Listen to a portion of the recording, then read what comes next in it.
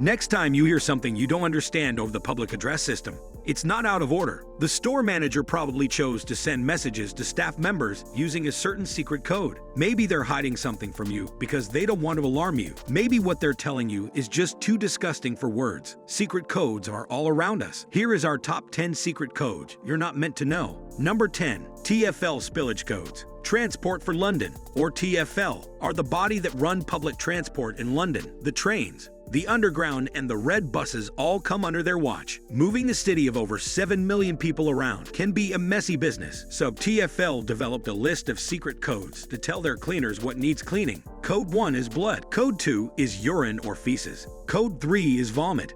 Code 4 is general spillage, a drink maybe. Code 5 is broken glass, and Code 6 is litter. The most intriguing one is Code 7, which is anything not covered by codes 1 to 6. I'll let you think of what that could be. Number 9. Friend of Bill W. If anyone ever asks you if you're a friend of Bill W. and you're not, don't feel left out. There's no guy called Bill who's friends with everyone except you. Instead, Friend of Bill W. is a code between members of Alcoholics Anonymous, making sure they stay well anonymous. Bill W. is William Wilson, who co-founded AA back in 1935. It's said that if an AA member is stuck in an airport on a long delay, tempted to go to the bar, they can ask the staff to put an announcement out for a friend of Bill W. If there's another AA member at the airport, they'll meet with them and hopefully talk them out of a relapse. Number 8. Operation Rising Star. There are many secret codes between staff on cruise ships.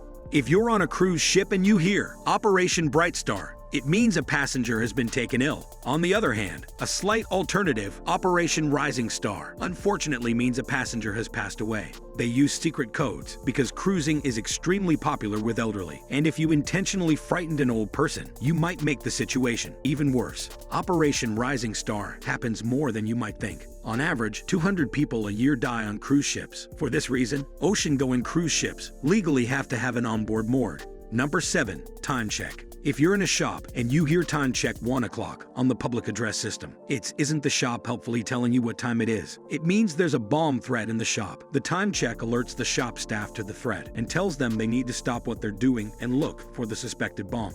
The practice started in the UK at the department store, John Lewis, and spread around the world. I'm sure the news that they were supposed to stay and look for the bomb went down a storm with the teenage shop assistants on their first day of work. Number 6. Dr. Brown. Hospitals have a large number of codes to deal with the large amount of stuff that happens there. They often differ from place to place, but one that is popular is, "Could Dr. Brown please come to the emergency room?" This means that there is a serious threat to hospital staff taking place, such as a patient getting violent. The code alerts hospital security to come straight away. Before you ask, I'm not entirely sure what's happened. If you're a doctor and your last name is actually Brown, I guess you'll just spend a lot of time breaking up fights. Number 5. Dating site code. For years, people have used codes when putting their dating profiles together. Some were to save space, like GSO for good sense of humor. Others to alert potential partners to certain issues discreetly. If you see the numbers 43737 in the dating profile, well, that means he or she has herpes. Why those numbers? Well, just think of the old style phones, which had letters and number. Unless you've got some cream to hand, I'd swipe left. Number 4. IT support codes. We've all been there. You're at work and your computer refuses to do what it's supposed to do. You call the quiet, nerdy IT guy who lives in the basement. He remotes in and magically fixes it. What you don't know is that the jargon he uses to describe your issue is a secret code aimed squarely at you. If he says your problem is a pepcac, that means problem exists between keyboard and chair. Basically, the problem is you, not the machine.